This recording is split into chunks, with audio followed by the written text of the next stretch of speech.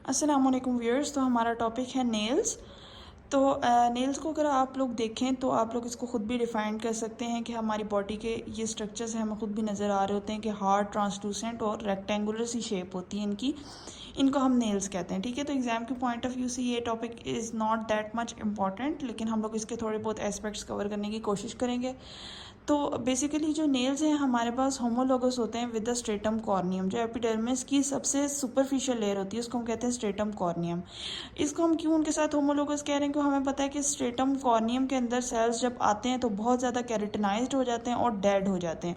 मैंने आपके previous lectures के अंदर बात की हुई है, ठीक है। तो अब नेल्स के भी जो एपिथेलियल सेल्स हैं वो बिल्कुल डेड हुए हैं और हाईली कैरेटिनाइज्ड हैं। इसी वजह से जो नेल्स की हार्डनेस है ना, वो इसी कैरेटिनाइजेशन के प्रोसेस की वजह से हमें मिलती है, ठीक है। उसके बाद हम लोग नेल्स के स्ट्रक्चर की बात कर लेते हैं। तो हमारे पास किसी एक टिपिकल नेल के अंदर एक नेल प्लेट होगी और एक नेल बेड होगा। तो नेल प्लेट के 3 पार्ट्स आ जाते हैं, एक रूट, एक बॉडी और एक फ्री एज। इसको मैं एक डायग्राम से समझाने की कोशिश करती हूँ।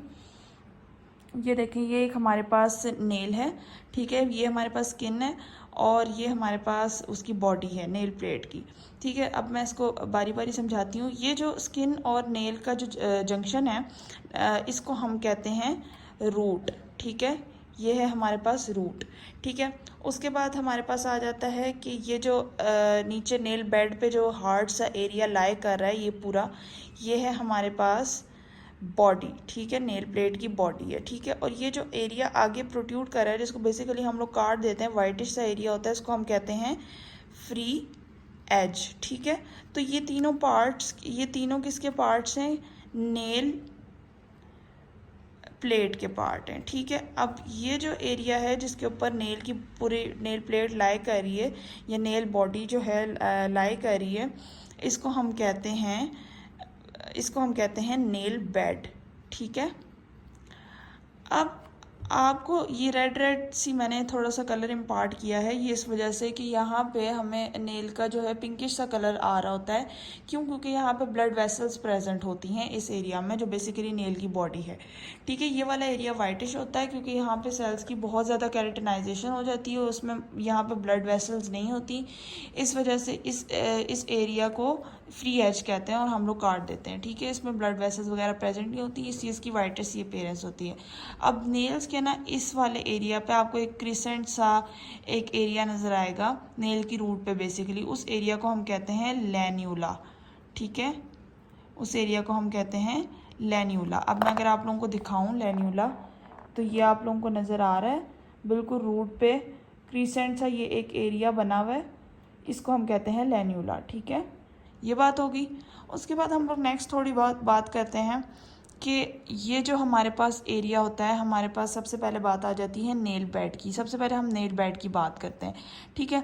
अब नेल बेड का जो एपिडर्मिस है उसके अंदर 2 लेयर्स होती हैं, स्ट्रेटम बेसेल और स्ट्रेटम स्पाइनोसम। जो डर्मिस होती है, डर्मिस होता है नेल बेड का, उसके अंदर डर्मल पेपिलाई नहीं होते, जबकि सिर्फ लॉन्गिट्यूडनल रिजेस होती हैं, ठीक है। उसके बाद बात आ जाती है नेल मैट्रिक्स की। तो nail matrix is basically germinative zone जो कि यहाँ पर प्रेजेंट होती है, ठीक है। हम इस जगह यहाँ पे नीचे जो जगह होती है उसको हम कहते हैं नेल मैट्रिक्स, ठीक है। यहाँ के सेल्स कॉन्टीन्यूसली प्रोलिफरेट करते हैं और प्रोलिफरेट करके आगे मूव करते जाते हैं। जैसे जैसे वो आगे मूव करते जाते हैं उनकी कैरेटिनाइजेशन होती जाती है, वो डेड होते जाते हैं और वो नेल के प्रॉक्सिमल एरियाज़ में जाते जाते हैं, ठीक है। यहाँ से सेल्स आगे मूव करेंगे, उनकी साथ साथ कैरेटिनाइजेशन होगी और ये at the end proximal area of nail में चल जाएंगे और बिल्कुल डेड हो जाएंगे, फ्री एज में चले जाएंगे, वहाँ पे हम इनको काट देंगे, ठीक है। कैरेटिनाइजेशन होती है और ये नेल सख्त होता जाता है, ठीक है। क्यों? क्योंकि हमारे पास कैरेटिन के अंदर बहुत ज़्यादा सल्फ़र का कंटेंट होगा और सल्फ़र हार्डनेस इम्पार्ट करता है, ठीक है। ये बातें हो गई। उसके बाद हमें पता है कि हमारे जो है ये जो नेल है इसके इस वाले हिस्से में और इस वाले हिस्से में बेसिकली 2 हम कह लें कि ग्रूव्स होती हैं, 2 हमारे पास नेल फोल्ड्स होते हैं। ये ऐसे करके, जैसे हम इसको देखें, क्रॉस सेक्शन लें नेल का क्रॉस सेक्शन लें हम अपनी फिंगर का, तो ये बेसिकली हमारे पास नेल जा रहा है और ये इसकी साइडों पे स्किन जो हो फोल्ड हुई हुई है, इनको हम कहते हैं नेल फोल्ड्स। और इसके दरमियान जो ग्रूव बन रहा है इसको हम कहते हैं नेल ग्रूव, ठीक है। ये बातें होगी। उसके बाद यहाँ पे जहाँ पे ये स्किन और फ्री एज इधर अंदर जाके मिलते हैं, यहाँ पे बेसिकली मैट्रिक्स बहुत ज़्यादा थिक हुआ होता है, ठीक है। यहाँ पे मैट्रिक्स बहुत ज़्यादा थिक हुआ होता है। इस एरिया को हम लोग कहते हैं, जो फ्री एज के नीचे और स्किन के साथ उनके जो दोनों जंक्शन पे जो मैट्रिक्स की थिकनेस हुई हुई है, उस एरिया को हम कहते हैं